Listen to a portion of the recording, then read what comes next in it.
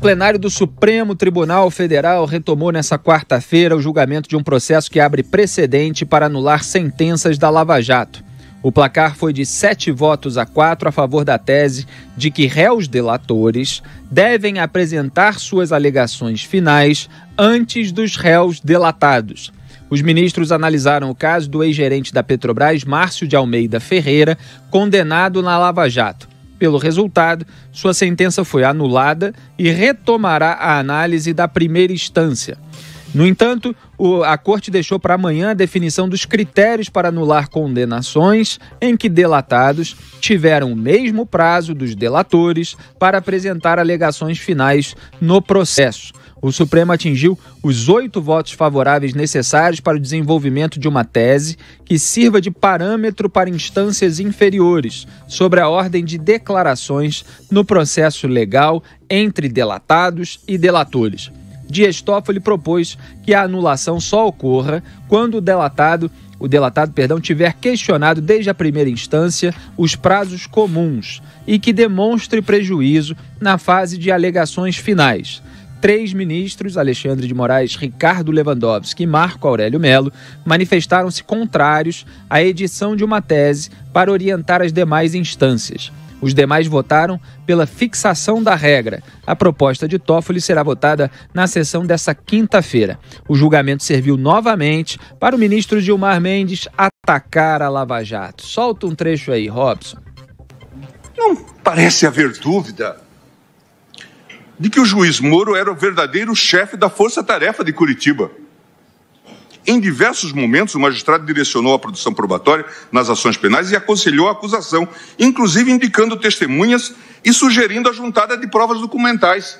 Quem acha que isto é normal, certamente não está lendo a Constituição e o nosso Código de Processo Penal. Ao apreciar a denúncia formulada contra o suposto operador Zvi Skornik, Moro deu por falta de provas de um suposto depósito em favor de Eduardo Musa, que seria determinante para a recepção da denúncia. Como um verdadeiro coach da acusação, o juiz avisou a Deltan, o qual, tratando com os demais procuradores, informou que tem um depósito em favor de Musa e, se for por lapsus, que não foi incluído, ele vai receber amanhã e dá tempo. As informações reveladas dão conta de que a Força Tarefa utilizou sistematicamente contatos informais com autoridades na Suíça, em Mônaco, e contatos com a Receita.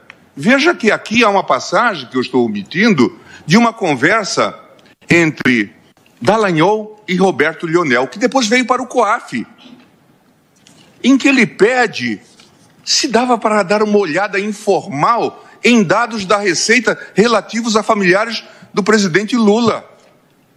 Investigação informal. E depois pergunta, será que essa vista de olhos passará ao largo do seu supervisor em Brasília? Portanto, investigação informal na Receita. Tá aí, Gilmar Mendes, um ministro do Supremo Tribunal Federal, a mais alta corte do país, citando mensagens roubadas por violação criminosa de celular para atacar a maior operação anticorrupção da história do Brasil. Ele citou e interpretou ao seu modo, claro, essas provas ilegais para destilar o ódio contra Sérgio Moro e Deltan Dallagnol. Será, Zé Maria Trindade, que ele quer usar o Supremo Tribunal Federal para se vingar? Olha, a gente vê ali o fígado em um ministro do Supremo Tribunal Federal, né? É uma disputa ali com a Receita Federal. Ele deveria saber, todos nós sabíamos aqui, que a força-tarefa da Lava Jato é composta de vários integrantes de vários setores. O juiz, e não era só o juiz Sérgio Moro, existem outros juízes e outros funcionários da Justiça trabalhando no processo, policiais federais, delegados e agentes, né, da Polícia Federal e representantes da Receita. Eu falei aqui várias vezes antes desse roubo de informações, era explícito e claro. Trata-se, senhor ministro, de uma força-tarefa. É isso mesmo. E o juiz Sérgio Moro, né, na época o juiz Sérgio Moro, ele desempenhava uma função na força-tarefa que é o controle ali das leis e das sentenças. E as sentenças dele foram confirmadas nos tribunais superiores e até no Supremo Tribunal Federal. Ou seja, não eram sentenças absurdas ou fora da Constituição ou do Código Penal. Este tipo de questionamento vai além do que foi pedido. A gente vê exatamente aqui que ninguém se lembra do Márcio Almeida Ferreira. Foi o ex-gerente de empreendimentos da Petrobras que pediu um habeas corpus e que provocou todo esse debate. O habeas corpus dele foi concedido por 6-5, né? E é o segundo a ter sentença anulada. O primeiro, Aldir Bendini, e agora o Márcio. E aí os ministros decidiram deixar para amanhã a decisão final sobre o alcance, até onde vai esta anulação em massa de processos da Lava Jato. Vou dizer aqui, não é só da Lava Jato, é de vários processos onde houver delator, haverá anulação de processo, porque esse tipo de norma que eles vão criar amanhã não existia, ou se existia, estava na cabeça dos ministros. Ô Zé, eu vou te fazer uma pergunta antes de partir para o comentário aí. 3 ministros, né, Alexandre de Moraes, Ricardo Lewandowski e Marco Aurélio Mello, manifestaram-se contrários à edição de uma tese para orientar as demais instâncias. O que eles querem? Eles decidiram, por 8 votos, se era necessário 8 votos, né, que esta decisão de amanhã, esta tese de amanhã, terá repercussão geral, ou seja, vai valer para todas as instituições jurídicas do país. E eles queriam o que, esses 3? Eles não queriam que fosse a decisão geral e que fosse definido ali caso a caso, que cada caso fosse ao Supremo Tribunal Federal. Com esta repercussão geral, os juízes vão definir lá na primeira instância ou na segunda instância, de acordo com o que foi decidido pelo plenário do Supremo amanhã. Porque o julgamento, será decidido amanhã. Porque o julgamento era de concessão do habeas corpus ao Márcio Ferreira, esse nome que foi o menos citado hoje no julgamento, muito menos que Sérgio Moro. E ontem, então, nunca foi, ninguém nem se lembrava desse habeas corpus. Exatamente, mas o caso era relativo ao habeas corpus. Eu até, nos meus comentários no Twitter, anotei uma declaração do Ricardo Lewandowski em que ele disse exatamente sobre esse ponto, Augusto: nós não podemos ultrapassar os limites objetivos daquilo que nós discutimos. Foi um momento em que ele, inclusive, pediu desculpas ao Dias Toffoli pela ênfase com a qual ele estava falando. Ele estava falando com uma revolta contra a decisão que o Dias Toffoli estava encaminhando-se ali para tomar. Ele estava bem nervoso, falou de uma maneira firme para que essa decisão não se estendesse. Então falou essa frase: nós não podemos ultrapassar os limites objetivos daquilo que nós discutimos. Mas acabou sendo o voto vencido com Moraes e Marco Aurélio Mello. Bom, o Supremo, vou procurar ser bastante claro, e o Supremo tentou dar um golpe na Lava Jato, um golpe mortal, eles tentam sempre.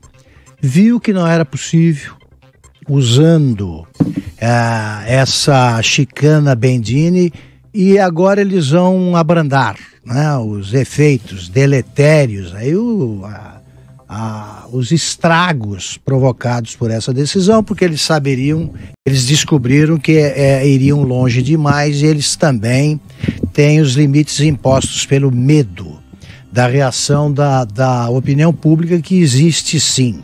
O fato de o povo não estar nas ruas não significa que não sairá e não está entendendo e acompanhando com muita preocupação o que se passa no Supremo. Agora vamos lá.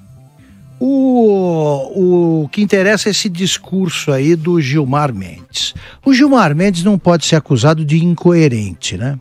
Ele, por exemplo, ele absolveu Palocci, absolveu Zé Dirceu, absolveu Temer, absolveu Lula, absolveu aquele médico estuprador, cujo nome não me recordo, libertou, o cara fugiu para outro país, absolveu o Silval Barbosa, absolveu os chefões da máfia do transporte. É o Roger Abdelmaci. Roger Abdelmaci. Ele liberou, deu passaporte, devolveu o passaporte, ele fugiu, foi capturado depois no Paraguai. Ele absolveu vários criminosos, todos os que passaram ali pela frente dele, que mereciam a sua simpatia por laços de amizade ou de sangue. Jacó Barata Filho, cuja filha ele foi padrinho de casamento. Isso, Silval Barbosa, como eu disse. E agora, ele, depois de chamar a Operação Lava Jato de organização criminosa, ele acusa de chefe de uma organização criminosa o ministro Sérgio Moro. Essa organização criminosa, na cabeça do Gilmar Mendes, inclui, claro, a força-tarefa formada pelos procuradores que moralizaram o Brasil, mostrando que a lei vale para todos e que desbarataram o maior esquema corrupto de todos os tempos. Pois bem, eu digo aqui que o Gilmar Mendes é chefe da bancada dos comparsas de criminosos de estimação, bandidos de estimação, que está infiltrada no Supremo. Ele é isso aí. E o Gilmar Mendes, que prefere dar crédito a ladrões e receptadores de mensagens que são da intimidade, né, dos procuradores e do juiz Sérgio Moro, o Gilmar Mendes está agindo com a coerência de sempre. Ele fica a favor dos bandidos. Ele não entende nada de magistratura. Ele foi um advogado e agora ele fica advogando, trabalhando como advogado de graça. Não sei, né? Alguma coisa ele recebe, pelo menos em gestos, carinhos, entre um e outro telefonema para patrões pedindo a demissão de jornalistas que dizem a verdade, como eu estou dizendo agora. Quem lidera a tentativa de soltar corruptos e, se possível, prender quem defende a lei é o Gilmar Mendes. É um ministro fora da lei.